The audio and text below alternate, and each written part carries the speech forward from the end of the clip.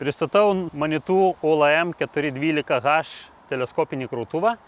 Tai pats mažiausias Manitou teleskopinis krautuvas Manitou gamoje.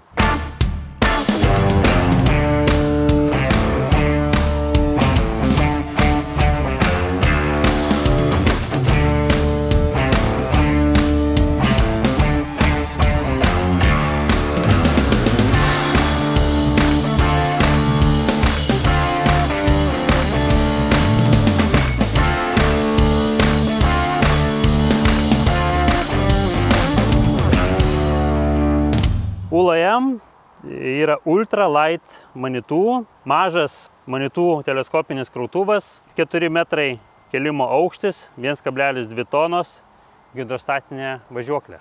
Šis krautuvas yra Classic komplektacijai, visi šitie ULM serijos krautuvai yra gaminami Prancūzijai.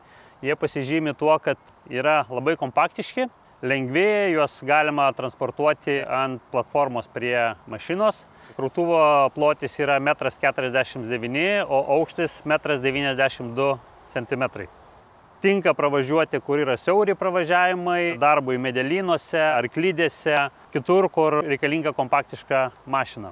Kaip ir didesnieji Manitou broliai, šis krautuvas taip pat turi ESC slėgio nuėmimą mygtuką, kur priekį jungiant hidraulinį priedą su hidraulinė jungtim, ar tai būtų mėšlo kaušas ar rolono griebtuvas.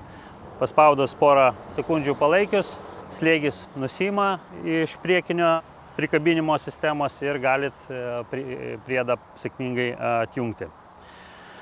Pats krautuvas komplektuojamas įvairiom padangom. Čia yra konkrečiai su eglute, tai daugiau skirta, kur reikalinga, kad būtų sukibimas su žeme ir kabinimas, gera trauka. Taip pat padangos gali būti pritaikytos darbui ant kieto paviršiaus. Prikabinimo sistemos yra dviejų tipų, euro jungties ir 4 taškų, tai galima pasirinkti, kas jums reikalinga. Standartiškai krautuvas yra komplektuojamas su palečių šakėm, kiti priedai yra pasirenkami. Šis krautuvas sukomplektuotas su hidrauliniu priedų užraktu, tai nereikia kiekvieną sykį išlipinėti iš krautuvo, nebent reikia pajungti hidraulinės poras. Cilindras, kuris varto visą mechanizmą, yra paslėptas viduj, tai jeigu kažką kelsit ir bus taip, kad grius ant krautuvo, tai nepažeisit pačio cilindro.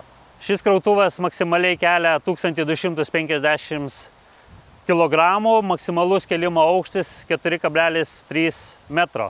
Ir visą tą svorį 1,2 tonos jis kelia nuo pat apačios iki pat viršaus. Krautuvas komplektuojamas su Yanmar varikliu 1,6 darbinio tūrio. Variklis yra 3 cilindrų, 35 arklio galių, radiatorius yra vienoj eilėj, komplektuojamas su ventiliatoriaus reversu. Patogus priėjimas atlikti kasdienę priežiūrą, prižiūrint oro padavimo filtrą, keičiant tepalus. Tepalo filtras irgi patogiai prieinamas ir nuimamas. Krautuvas nėra sudėtingas aptarnauti, kasdienė priežiūra yra paprasta, tepimo taškai išvesti į viršų patogus prieiti tiek strėlės pirštų tepimui, tiek ir galinio balansyro tepimui. Krautuvo svoris yra iki 3 tonų, todėl gali būti transportuojamas su 3,5 tonos bendrosios masės priekaba. Krautuvo prošlais tai yra 29 cm, todėl nereikalinga jokio papildomo laiptelio lipti į kabiną. Durys atsidaro plačiai, įlipimas yra patogus. Šis krautuvas yra komplektuojamas su pneumatinė sėdynė, galit pasireguliuoti pagal svorį, kiek standžiai jinai vaikščios, plus galit pasireguliuoti, jinai vaikšto pirmyn atgal pagal savo kūno padėtį.